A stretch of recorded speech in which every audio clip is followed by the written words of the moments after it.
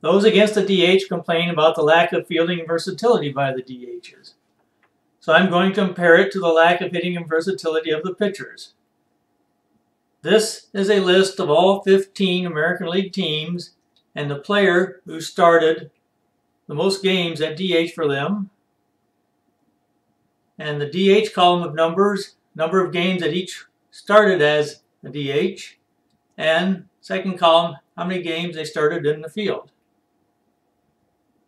So these top four are what you typically consider as being a regular DH who mainly did just be a DH and didn't field very much. Ortiz, Martinez, Morales, and Pujols, even though Pujols did start in the field 28 games. Now look at these next 7. They played quite a few games in the field. Cruz, 48, started in the field. Santana, 62. Encarnacion, 74. Gaddis, 49. Garcia, 65. Dickerson, 70. And Davis, Chris Davis of Oakland, 93. This is the way the American League has been doing it for many years, mostly using their existing players and rotating the DH duties among the starters and bench players. And that's the way the National League would do it too. National League would not have to go out and find 15 sluggers to be DHs. They'll mostly just be using their existing players like the American League has been doing for many years. I will cover this more in a later video. And at the bottom we have 4 players that had less than 100 total starts, so they were part-time players. And down here at the bottom, Park had 25 starts in the field. So that gives you a total of 9 DHs that had at least 25 starts in the field. The 7 in the middle here, Pujols at the top, and Park down here at the bottom. That leaves you only 6 that fielded very little. Compare this to the National League pitchers.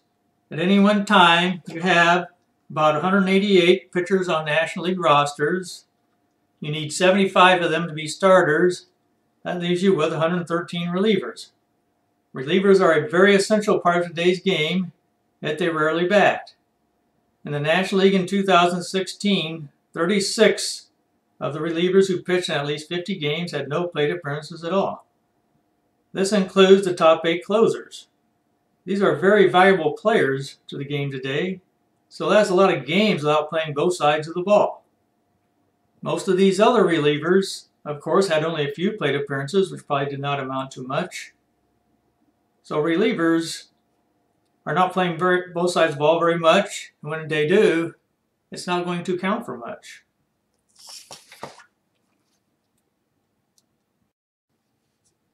Looking at starting pitchers, it turns out that 42 of the National League top 75 starters in at-bats had less than or equal to 6 hits for the entire year.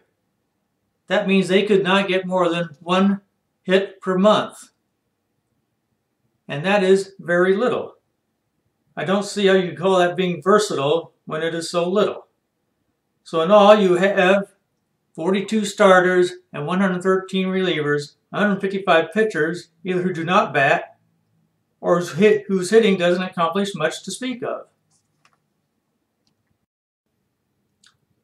So I think those 6 DHs not accomplishing much in the field is extremely minor in comparison to those 155 pitchers. That is why I think the pitcher's lack of hitting is far more significant than the DH's lack of fielding. Keep in mind that you still have 8-hitter fielders every game that do play both sides of the ball.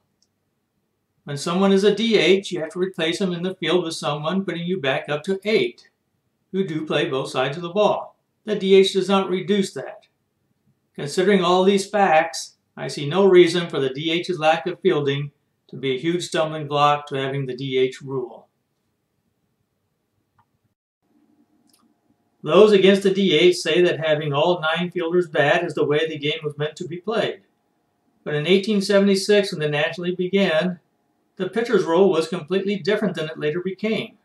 The pitcher was required to pitch underhanded, and the batter could tell him if he wanted to pitch high or low.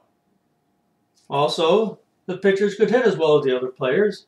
In 1876, pitchers batted .253 compared to a league average of .265. So that's pretty similar today. The but except the pitcher was right up here with everybody else instead of being way down at 135. Pitching then became much more intense, requiring extraordinary talent when they changed the old rules about pitching underhanded. So I consider having the pitcher bat as a rule that was appropriate for the time in which it was made.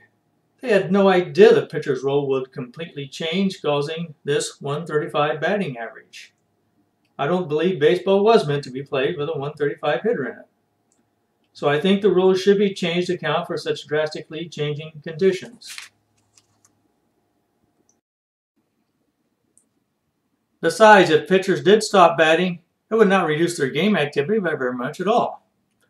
This calculation shows that batting is only 8% of what a pitcher does. A pitcher could have as many as 900 total batters faced.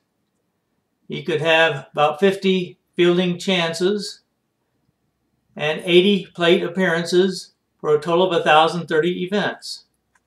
Take the 80 plate appearances, divide by 1,030, and you see that batting is only 8% of what they do.